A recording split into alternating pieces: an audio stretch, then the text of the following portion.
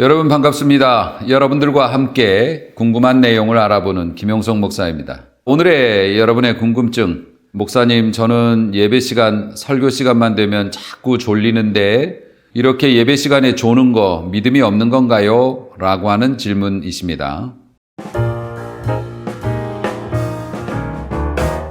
이 질문에 대한 대답을 드립니다. 예, 믿음이 없는 겁니다. 끝.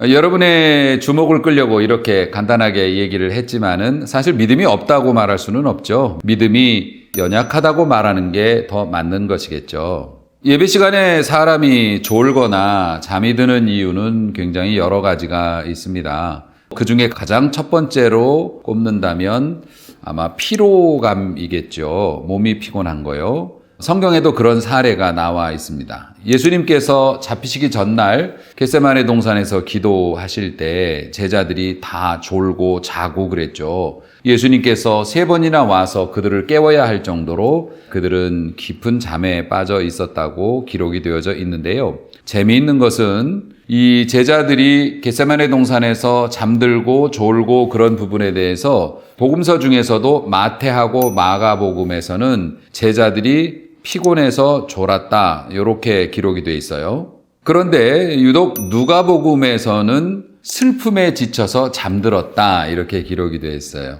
누가복음을 누가가 썼지 않습니까? 누가도 거기에서 같이 잔 사람 중에 하나라서 아마 그렇게 썼는지 모르겠어요. 자기의 심정을 대변했겠죠. 요한복음에는 그 내용은 이제 기록이 되어져 있지 않고 있고요. 여기에 보면 슬픔에 지쳐서 잤다라고 하는데 슬픔이라고 하는 단어가 근심, 괴로움이라고 하는 단어예요. 의미가 그렇습니다. 그렇다면 아마 누가가 표현한 게 뭐냐면은 예수님께서 잡히시기 전에도 자신이 스스로 잡히게 될 것과 죽임을 당하게 될 것에 대해서 제자들에게 얘기한 적이 있거든요. 그것을 들은 제자들은 스트레스를 많이 받았겠죠. 그리고 고민도 많이 있었을 거고 밤에 유다가 예수님하고 만찬 중에 그러고 뛰쳐나간 사건도 있죠. 그러니까 얼마나 여러 가지로 스트레스를 많이 받았겠습니까? 이런 마음의 근심과 스트레스 이것이 사람에게 피곤함을 가져와서 제자들이 거기서 잠이 들었다 이렇게 해석해 볼 수 있겠죠. 이처럼 예배 시간에 사람이 졸고 그러는 것들이 스트레스 또 혹은 피곤함이 가장 큰 이유가 되는 것은 사실인 것 같습니다. 또 예배 시간이나 설교 시간에 잠이 드는 것 중에 하나가 습관이에요. 습관도 굉장히 무시 못합니다.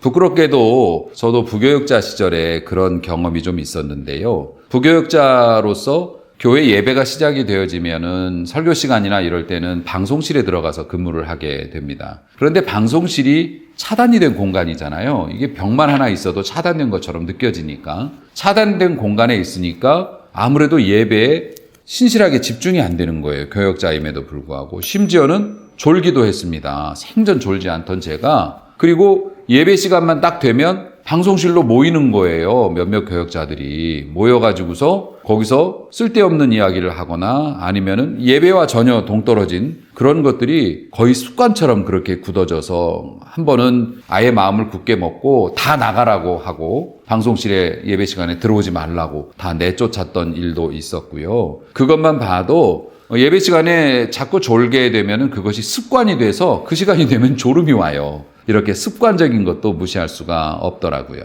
뿐만 아니라 예배 시간에 조는 것이 영적인 저항도 있습니다. 본인이 실족해 있다든가 마음이 하나님과의 관계가 불편하다든가 그런데 억지로 예배를 나와서 앉아있고 나오기 싫은 예배를 나오거나 어쨌든 마음속에 그런 것들이 있으면은 이 영혼이 반발을 하는 거예요. 그렇게 함으로 육체에 잠을 가져오게 만들더라고요. 영적인 저항도 사실 조는 사람의 중요한 원인이 되기도 합니다. 그렇게 영적으로 문제가 생기면은 몸과 마음이 잠기는 거예요. 닫혀지기 때문에 하나님의 말씀이 나를 자극하지 못하죠. 그렇게 되니 졸음이 올 수밖에 없는 것입니다. 자, 그러면 예배 시간에 졸면 믿음이 약한 것이고, 그러면 지옥에 가나? 그러면 하나님께 벌을 받나? 이것에 관한 또 중요한 성경적인 사건이 하나 있죠. 사도행전 20장 9절 말씀을 보면은 유두고라고 하는 청년이 바울이 설교를 하고 있는데 몇 시간 동안 설교가 지속이 됐던 모양입니다. 3층 창문 난간에 걸터 앉아가지고서 말씀을 듣다가 졸았어요. 졸아가지고 바닥으로 떨어진 겁니다. 그래서 결국에는 사람들이 죽었다고 이야기를 했어요. 여기까지만 말씀이 끝나버렸으면 설교 시간에 졸면 죽는구나. 아니면 하나님께서 죽음의 형벌을 내리실 만큼 예배 시간에 조는 것이 큰 범죄구나라고 우리가 생각을 했을 텐데 사실 말씀은 여기에서 끝나는 것이 아니거든요. 사람들이 죽었다고 실제로 숨이 끊어졌고 죽었다고 이제 외쳤을 때 바울이 달려가서 그 청년을 끌어안고 이 사람은 죽은 것이 아니다라고 외칩니다. 그리고 그 사람에게 기도를 해줌으로 이 청년이 다시 깨어나게 되죠. 그리고 그를 집으로 이제 돌려보내고 위로를 했다. 이런 내용이 사도행전에 나오게 되는데요. 사실 유도고라고 하는 청년이 많이 피곤했을 텐데도 하나님의 말씀을 사모해서 앉을 자리가 없으니 그 높은 곳까지 올라가서 말씀을 들었던 것 아니겠습니까? 그런데 육신의 피로가 몰려와서 또 밑에서